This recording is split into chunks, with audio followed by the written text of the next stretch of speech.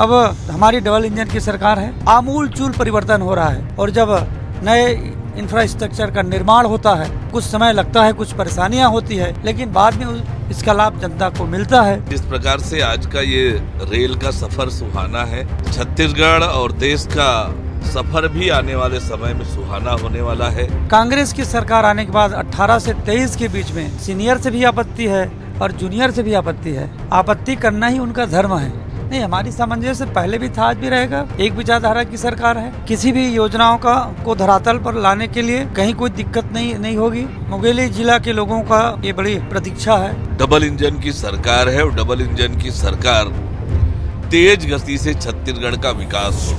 राज्य में कांग्रेस की सरकार ने केंद्र सरकार की योजनाओं का पूरा भट्ठा बैठाने का काम किया 5 साल में। भूपेश सरकार के द्वारा इस पर कहीं 1 रुपये के बजट का आवंटन नहीं दिया गया। मैं बढ़ाने का प्रयास करूंगा। एयर कनेक्टिविटी बढ़े, सभी महानगरों से हमारा बिलासपुर जुड़े। मैं बिलासपुर की जनता, समस्त मतदाता, हमारी माताएं बहनें, हमारे देवतुल्य कार्यकर्ता, हमारे किसान भाई, मैं सबको हृदय से धन्यवाद देता हूं और मैं विश्वास दिलाता हूं कि आप सबके भरोसे पर, आप सबके विश्वास पर मैं निरंतर खरा उतरने का प्रयास करूंगा। नह कावा नहीं राम तोला गंगा के पार, नह कावा नहीं तोर पाँव के धुर्रा में जादू हवेगा, धोए बिना मैं मानव नहीं, नह कावा नहीं राम तोला गंगा के पार, न कांवो नहीं। बिल्कुल, देखिए छत्तीसगढ़ के साथ ही बिलासपुर के लिए आज बड़ा दिन है, क्योंकि छत्तीसगढ़ को जो केंद्रीय प्रतिनिधित्व मिला है, जो केंद्रीय राज्य मंत्री बिलासपुर के सांसद तोखन साहू बनाए गए हैं, आज वो अपने संसदीय क्षेत्र के पहले दौरे पर हैं और हमारे साथ वो मौजूद है। अगर इस तरह से कहें तो केंद्र और राज्य सरकार दोनों आज हमारे साथ ट्रेन में मौजूद है। देखिए, ट्रेन में अगर कहें तो दोनों सरकारें एक साथ यहाँ पर सफर कर रही हैं। एक तरफ आप तस्वीर देखेंगे, तोखन साहू जी है केंद्रीय राज्य मंत्री, और दूसरी तरफ डिप्टी सीएम अरुण साव है, वो यहाँ पर ट्रेन में सफर कर रहे हैं और रायपुर से बिलासपुर के लिए ये सफर इनका हो रहा है। तो सीधे हम तोखन साहू जी से बात भी करेंगे और जानेंगे कि अब जो नया सफर वो शुरू कर रहे हैं नई जिम्मेदारी के साथ, वो कैसा होने वाला है। सबसे पहले तोखन जी, क्योंकि ट्रेन में आप सफर कर रहे हैं, ऐसे में पहला सवाल ट्रेन से ही हम शुरू करते हैं कि रेलवे को लेकर लगातार जिस तरह से आप देख रहे हैं कि ट्रेनें लगातार रद्द हो रही हैं, कई परेशानियां लोगों को रेलवे की वजह से हो रही है, ऐसे में इसको लेकर अब कैसा सफर जो आपका आगे रहने वाला है, क्या कुछ आप इसको लेकर काम करने जा रहे हैं? सबसे पहले मैं आपके माध्यम से, IBC 24 के माध्यम से बिलासपुर संसदीय क्षेत्र के समस्त मतदाता, हमारी माताएं बहनें, भारतीय जनता पार्टी के देवतुल्य कार्यकर्ताओं का अभिनंदन करता हूं, जिनका मेहनत, जिनके परिश्रम, जिनके आशीर्वाद से इस मुकाम में पहुंचने का सौभाग्य मिला है। इसलिए मैं सबको धन्यवाद देता हूं, आभार व्यक्त करता हूं और आपके माध्यम से माननीय प्रधानमंत्री जी के प्रति भी धन्यवाद ज्ञापित करता हूं। आपने देखा होगा कि विगत 10 सालों में माननीय प्रधानमंत्री जी के द्वारा सभी सेक्टरों में अनेक उल्लेखनीय कार्य किए गए हैं। अनेक जन कल्याणकारी योजनाएं संचालित किए जा रहे हैं, जिससे लोगों का जीवन स्तर ऊपर उठा है। यदि हम रेलवे क्षेत्र की बात करें तो रेलवे के क्षेत्र में भी माननीय मोदी जी के प्रयासों से पहली बार देश को वंदे भारत एक्सप्रेस मिला। 2री लाइन, 3री लाइन का निर्माण आज देश में हो रहा है। मोदी जी के नेतृत्व में जो रेलवे स्टेशन का आधुनिकीकरण हो रहा है, एयरपोर्ट की तर्ज पर रेलवे स्टेशनों पर साफ सफाई की बात हो, व्यवस्थाएं की बात हो, आमूल चूल परिवर्तन हो रहा है। और जब नए इंफ्रास्ट्रक्चर का निर्माण होता है तो कुछ समय लगता है, कुछ परेशानियां होती है, लेकिन बाद में इसका लाभ जनता को मिलता है। जो भी परेशानियां हैं उसको माननीय मंत्री जी से मिल करके बातचीत करके हम उसे दूर करने का प्रयास करेंगे। इसी पे कई वाजिब सवाल खड़े होते हैं, जैसे छोटे स्टेशनों से ट्रेनों का स्टॉपेज खत्म हो गया है, जो विशेष छूट मिल रहा था सीनियर सिटीजन्स को वो बंद हो गया है, कई ट्रेनें जो हैं वो अब भी बंद पड़ी हैं। ऐसे में क्या लगता है, इन सबको भी लेकर तोखन साहू जी अब आगे बढ़ेंगे? क्योंकि अब तो राज्य सरकार का भी बहाना नहीं है कि दूसरी सरकार है, डबल इंजन की सरकार है। अरुण साहू जी यहाँ पर सामने में बैठे हुए हैं। ऐसे में अब दोनों सरकारों के बीच में किस तरह से अगर कहें तो सामंजस्य बैठा के इन सब दिक्कतों को दूर किया जाएगा? नहीं, हमारी सामंजस्य पहले भी था, आज भी रहेगा। एक विचारधारा की सरकार है। किसी भी योजनाओं को धरातल पर लाने के लिए कहीं कोई दिक्कत नहीं होगी। और रेलवे सेक्टर की जो बात है, जैसा कि मैंने कहा कि माननीय मंत्री जी से मिल करके बातचीत करके जो भी बात हमारी संज्ञान में आएगा उसे दूर करने का प्रयास, उसे पूरा करने का प्रयास पूरी निष्ठा के साथ किया जाएगा। एक बहुप्रतीक्षित योजना है मुंगेरी डोगरगढ़ लाइन। लंबे समय से आपकी जब पूर्ववर्ती सरकार थी, रमन सिंह सरकार थी, उस समय योजना बनी थी, उसको लेकर घोषणाएं भी हुई, लेकिन मूर्त रूप से अगर कहें तो उस पर कुछ हुआ नहीं। ऐसे में क्या लगता है अब इस लाइन को, क्योंकि आप उस क्षेत्र के भी हैं, लोरमी मुंगेली आपका क्षेत्र है, ऐसे में क्या लगता है इस लाइन को अब जल्द यहाँ पर देख सकेंगे बिलासपुर से? देखिए, मुंगेली जिला के लोगों का ये बड़ी प्रतीक्षा है और माननीय डॉक्टर रमन जी की सरकार के समय इसके लिए पहल किया गया था, लेकिन कांग्रेस की सरकार आने के बाद 18 से 23 के बीच में भूपेश सरकार के द्वारा इस पर कहीं 1 रुपये के बजट का आवंटन नहीं दिया गया। केंद्र सरकार सहमत थे, बजट का भी आवंटन किया गया था। अब हमारी डबल इंजन की सरकार है तो मेरी प्राथमिकताएं रहेगी कि इसका लाभ मिले, इस परियोजना का बहुत जल्दी शुभारंभ हो और हम दोनों मिल करके इसे बहुत जल्दी मूर्त रूप में आए, इसके लिए हम लोग प्रयास करेंगे। क्योंकि आप आज बिलासपुर के पहले दौरे पर हैं, इसलिए हम सवाल भी बिलासपुर को लेकर कर रहे हैं। हवाई सेवा दूसरी सबसे महत्वपूर्ण अगर बात करें तो हवाई सेवा, इसको लेकर किस तरह से तोखन साहू जी का प्रयास होगा? क्योंकि लंबे समय से अरुण साहू जी ने यहाँ से प्रयास किए, कई फ्लाइट जो है वो शुरू हुए, एयरपोर्ट का उन्नयन भी हुआ, लेकिन उसके बावजूद कहें तो अभी भी बहुत सारे जो काम है एयरपोर्ट को लेकर वो होने हैं, महानगरों तक सीधी कनेक्टिविटी और भी फ्लाइटों की होनी है। ऐसे में इसको लेकर अब किस तरह से रोड मैप जो है आपने तैयार किया? देखिए, माननीय अरुण साहू जी के द्वारा बहुत अच्छा सार्थक प्रयास किया गया है और उसी प्रयास का परिणाम है कि आज एयर कनेक्टिविटी की जो सुविधाएं जो प्राप्त हो रही है उसे आगे भी मैं प्रयास करके बढ़ाने का प्रयास करूंगा। एयर कनेक्टिविटी बढ़े, सभी महानगरों से हमारा बिलासपुर जुड़े, एक अलग पहचान हो बिलासा एयरपोर्ट का, इसके लिए निरंतर प्रयास करना और आने वाले 5 साल में वो स्वरूप में आए, इसके लिए हम प्रयास करेंगे। अच्छा, सेना से जमीन का जो मसला है वो लंबे समय से अटका हुआ है। सेना से जमीन मिलेगा तो फोर्सी एयरपोर्ट का विस्तार होगा, इसको किस तरह से देखते हैं? क्योंकि बहुत जरूरी है ये भी सेना से जमीन वापस लेना। चलिए, मैं अपने वरिष्ठ नेताओं से बातचीत करूंगा इस संबंध में कि इस पर हम लोग क्या कर सकते हैं, कैसे पहल करके हम एयर कनेक्टिविटी को बढ़ाएं। इसके लिए अपने सभी वरिष्ठ नेताओं से बातचीत करके जो भी अच्छा हो सके इसके लिए हम लोग प्रयास करेंगे।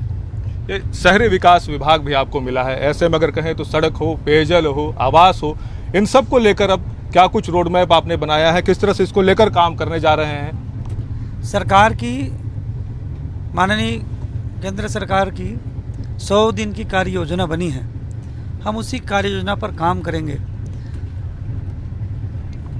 आने वाले समय में शहर के विकास के लिए 2 मूलभूत अवधारणाएं हैं, नए शहरों का विकास और जो वर्तमान में जो हमारे पास सुविधाएं हैं उसका आधुनिकीकरण।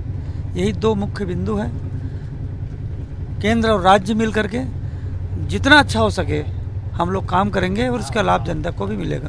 अच्छा, तो आप बिलासपुर जाने वाले हैं, सीधे जनता से मुखातिब होंगे, रूबरू होंगे, लेकिन कोई संदेश बिलासपुर की जनता को क्या कुछ देना चाहेंगे आप? किस तरह से आश्वस्त करना चाहेंगे आने वाली प्राथमिकताओं को लेकर, आने वाले सफर को लेकर?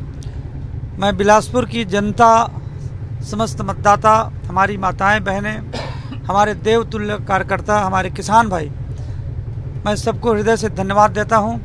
आप सबके आशीर्वाद का ही परिणाम है, आप सबके अपार स्नेह और आप सबके सहयोग का परिणाम है कि आपके इस छोटे भाई तोखन साहू को बिलासपुर संसदीय सीट जैसे महत्वपूर्ण सीट पर सेवा करने का मुझे अवसर प्राप्त हुआ है। और आप सबका सम्मान करते हुए, पूरे छत्तीसगढ़ का सम्मान करते हुए, माननीय मोदी जी की सरकार में केंद्रीय राज्य मंत्री के रूप में भी मुझे एक नई जिम्मेदारियां मिली है। यह सब आप सबके आशीर्वाद का परिणाम है और मैं विश्वास दिलाता हूं कि आप सबके भरोसे पर, आप सबके विश्वास पर मैं निरंतर खरा उतरने का प्रयास करूंगा।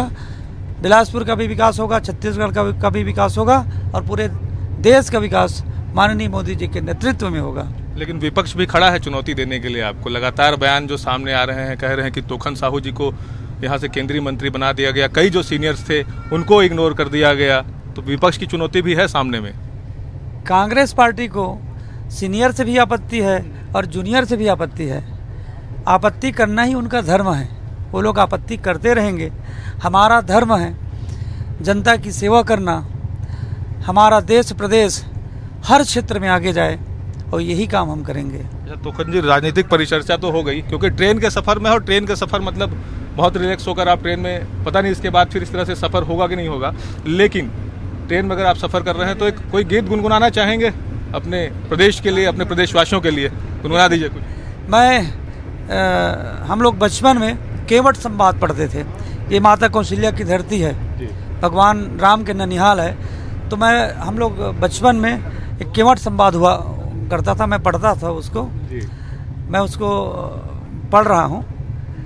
नह कावा नहीं राम तोला गंगा के पार, नह कावा नहीं तोर पाँव के धुर्रा में जादू हवेगा, धोए बिना मैं मानव नहीं, नह कावा नहीं राम तोला गंगा के पार, नह कावा नहीं। मैंने गुहारात निषाद जी जब भगवान प्रभु राम जी को जब गंगा पार नकाना होता है तब का ये प्रसंग है, और ये छत्तीसगढ़ी में हम सब लोग इसको गुनगुनाते थे। बिल्कुल, तो ये थे तोखन साहू, और तोखन साहू जी का ये रूप भी आपने देखा कि किस तरह से तोखन साहू जी अपनी जिम्मेदारी को लेकर, जो नई जिम्मेदारी उन्हें मिली है, उनका कहना है कि वो बखूबी अपनी जिम्मेदारी को पूरी करेंगे। और जिस तरह से उनको एक बड़ी जिम्मेदारी दी गई है, खास तौर पर अगर बात करें तो बिलासपुर संसदीय क्षेत्र हो या फिर छत्तीसगढ़ के हर विकास के काम को वो आगे बढ़ाएंगे। हमारे साथ डिप्टी सीएम अरुण साहू जी भी है, सीधे उनसे भी बात करते हैं क्योंकि वो भी यहाँ पर ट्रेन के सफ़र में है, और उनसे भी हम सीधा चर्चा करते हैं। आज तो जैसे पहले ही मैंने कहा कि केंद्र सरकार, राज्य सरकार एक साथ सफ़र कर रहे हैं, तो क्या माना जाए अब जिस तरह से सफ़र हो रहा है, ये सफ़र ऐसे ही आगे बढ़ेगा, छत्तीसगढ़ को नई ऊंचाइयों तक आप लोग लेकर जाएंगे?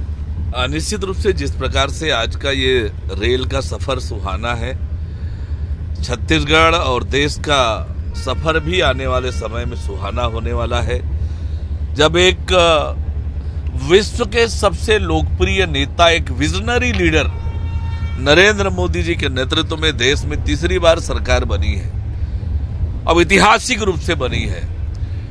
तो नरेंद्र मोदी जी ने जो विकसित भारत के निर्माण का संकल्प लेकर आगे बढ़ रहे हैं, और हम विकसित छत्तीसगढ़ के संकल्प को लेकर आगे बढ़ रहे हैं, तो निश्चित रूप से आज की सफर की तरह देश और प्रदेश का सफर भी सुहाना होने वाला है। क्या माना जाए, आपको ये अड़चन आड़े नहीं आएगी क्योंकि अब तो डबल इंजन की सरकार है, केंद्र में भी आपकी सरकार बन गई है, छत्तीसगढ़ में भी आपकी सरकार है, और नई टीम के साथ आप लोग आगे बढ़ रहे हैं, ऐसे में कोई चुनौती भी देखते हैं क्या इस सफर में?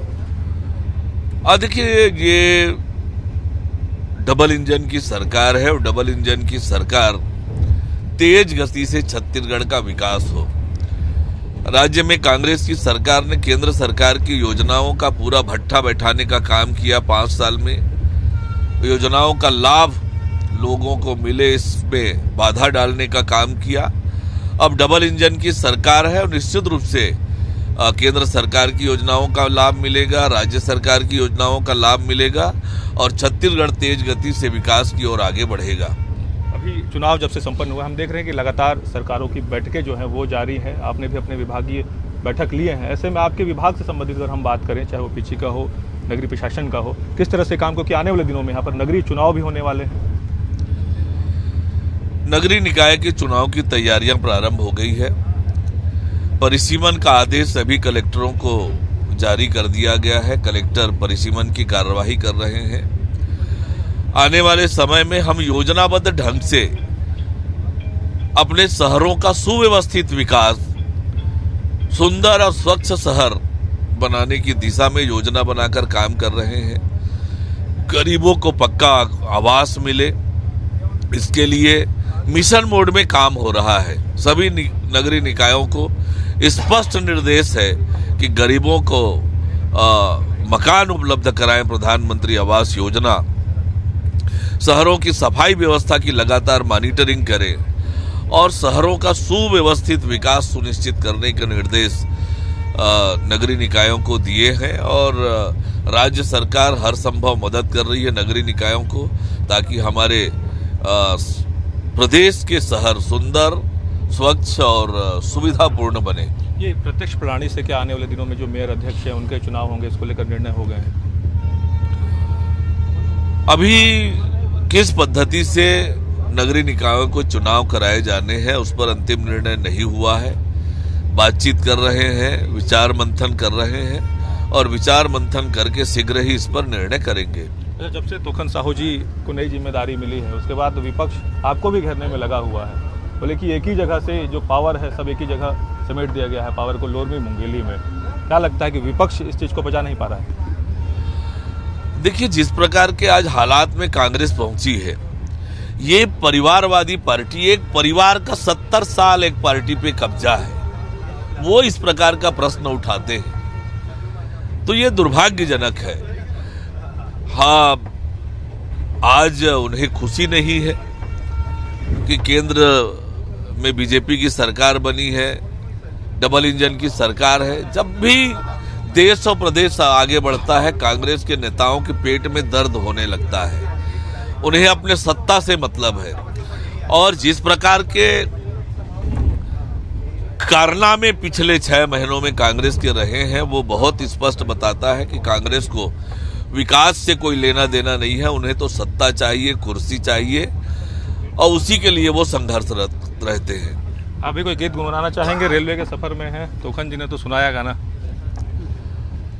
देखिए, ये मुझे गाना तो सामान्यतः आता नहीं है, पर जैसे मैंने कहा कि ये सुहाना सफर है जब केंद्रीय राज्य मंत्री तोखन साहू जी और हम साथियों के साथ ट्रेन में सफर कर रहे हैं और कामना यही है कि देश और छत्तीसगढ़ का शहर भी सुहाना हो, विकसित भारत और विकसित छत्तीसगढ़ का निर्माण हो।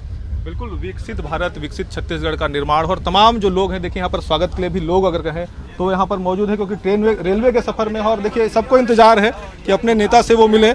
आप भी साथ में सफर कर रहे हैं, किस तरह से देखते हैं कि बड़ी जिम्मेदारी मिली है यहाँ पर तोखन जी को, अरुण साहू जी भी साथ में है?